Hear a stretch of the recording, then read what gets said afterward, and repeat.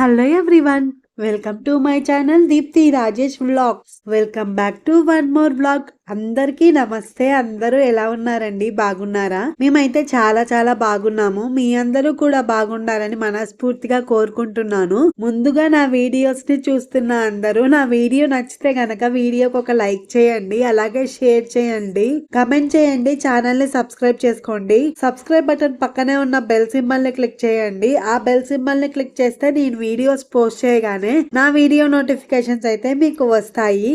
అలాగే వీడియోకి ఒక లైక్ ఇవ్వడం మాత్రం మర్చిపోవద్దు. మీరిచ్చే లైక్ వల్ల నా వీడియో ఇంకొంతమందికి రీచ్ అవుతుంది. ఈ వ్లాగ్ అయితే సండే రోజు అంటే ఉగాది రోజు వ్లాగ్ అండి. శనివారం ఇల్లంతా క్లీన్ చేసి పడుకునేసరికి చాలా లేట్ అయితే అయిపోయింది. ఇంకా ఆదివారం లేచేసరికి 8 అయిపోయింది.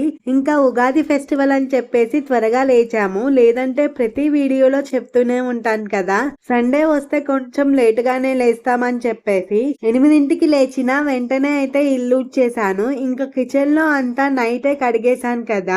పని అయితే ఏమీ లేదు. ముగ్గురం బ్రష్ చేసేసుకొని ఫస్ట్ వాటర్ మిలన్ జ్యూస్ అయితే తాగేసి స్నానాలు చేసుకొని నేను వంట పని చేస్తుంటే మా వారైతే దేవుడి దగ్గర అంతా క్లీన్ చేసి నీట్ గా సర్ది పెట్టారు. అలాగే మా వారు పూజకి కావాల్సినవన్నీ ఇన్స్టామార్ట్ లో ఆర్డర్ పెట్టారు. పాలు, పూలు 2 రకాలు పెట్టారు. గులాబీ పూలు, బంతి పూలు.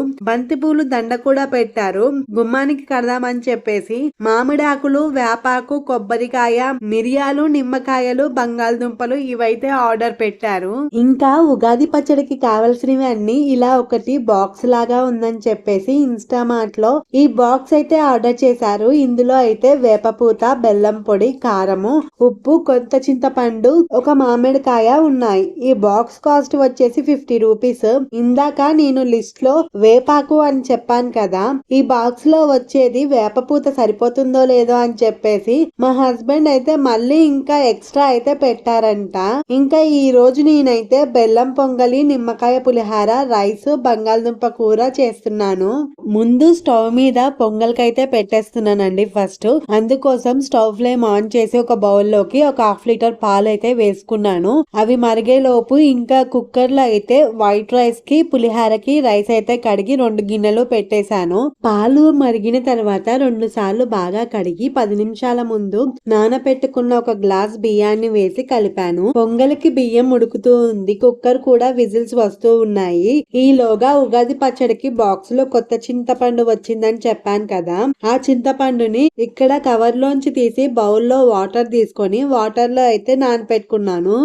అలాగే మామిడికాయని కూడా పీల్ తీసి చిన్న చిన్న పీసెస్ లా కట్ చేసి పెట్టుకున్నాను. ఇక్కడ గుమ్మం కోసమని బంతిపూల దండ, మామిడాకులు తెప్పించారని చెప్పాను కదా, అవి 2 కూడా చాలా చిన్నగా వచ్చాయి. గుమ్మానికైతే కట్టడానికి సరిపోవట్లేదు. అందుకోసం ఇంకా చేసేదేమీ లేక దేవుడి మందిరానికి అయితే కట్టేశారు. చూసారు కదా ఆ మందిరం ఎంత చిన్నగా ఉందో. ఆ మందిరానికి కూడా సరిపోలేదు. మామిడాకుల కాస్ట్ వచ్చేసి 40 రూపీస్. ఇక్కడ మా హస్బెండ్ అయితే అంటూ ఉన్నారు, నిజంగా నేను మార్కెట్ కి వెళ్ళి తీసుకొచ్చినా బాగుండేది, గుమ్మానికి అయితే ఏమీ లేకుండా అయిపోయాయి, కొంచెం కాలు నొప్పి ఉందని నేను వెళ్లకుండా ఆర్డర్ చేస్తే ఇలా వచ్చాయి అని అంటూ ఉన్నారు అక్కడ.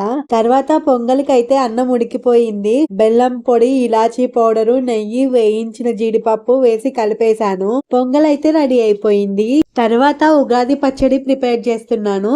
ముందు పులుపు కోసము చిక్కటి చింతపండు గుజ్జు, వగరు కోసం అయితే మామిడికాయ ముక్కలు, చేదు కోసము వేప పువ్వు, కారం కోసము దంచి పెట్టుకున్న మిరియాల పొడి, తీపి కోసము బెల్లం పొడి, ఉప్పు కోసం అయితే రాళ్ళుప్పు అయితే వేయాలి. కానీ నేను మర్చిపోయి మామూలుగా సాల్ట్ అయితే వేసాను. మంచిగా మిక్స్ చేసుకుంటే ఉగాది పచ్చడి రెడీ అయిపోతుంది.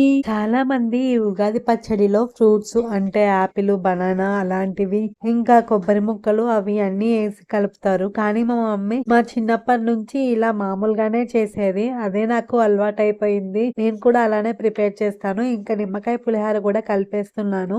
రైస్ అయితే చల్లగా అయిపోయిన తర్వాత బౌల్లోకి తీసుకొని సాల్ట్, నిమ్మకాయ రసము వేసి బాగా మిక్స్ చేసుకొని తాలింపు అయితే వేసి కలిపేశాను. అలాగే బంగాళదుంప కర్రీ కోసము ఆనియన్స్, బంగాళదుంపల్ని ఇలా కట్ చేసి పెట్టుకున్నాను. తర్వాత కడాయి పెట్టేసి స్టవ్ మీద స్టవ్ ఆన్ చేసుకొని నూనె, తాలింపు వేసి ఫ్రై చేసుకొని తర్వాత ఆనియన్స్ కూడా వేసుకొని ఫ్రై చేసుకొని తర్వాత బంగాళదుంప ముక్కల్ని వేసి ఒక 5 నిమిషాల పాటు మగ్గించుకున్న తర్వాత పసుపు, ఉప్పు, కారం వేసేసి కలిపేశాను. కర్రీ కూడా రెడీ అయిపోయింది. ఇంకా నా వంట అయిపోయేసరికి అయితే మా హస్బెండ్ పూజా మందిరాన్ని ఇలా అయితే రెడీ చేశారు. నేను మోక్షిత్ అయితే ఫస్ట్ దీపారాధన చేసేసాము దండం పెట్టేసుకొని. మోక్షిత్ మా హస్బెండ్ అయితే కొబ్బరికాయ కొట్టారు. తర్వాత వాళ్ళిద్దరు కూడా దండం పెట్టుకున్నాక నేను మా హస్బెండ్ మోక్షిత్ కలిసి ప్రసాదం అయితే అలా స్టూల్ పైన పెట్టేసాం అనమాట. ఎందుకంటే అక్కడ ప్లేస్ లేదు కదా, అందుకని స్టూల్ పైన అయితే సర్దేశాము. పొంగలి, పులిహార, ఉగాది పచ్చడి అయితే పెట్టేశాము. తర్వాత తులసమ్మ దగ్గర కూడా దీపారాధన చేసుకున్నాక లంచ్ అయితే చేసాము.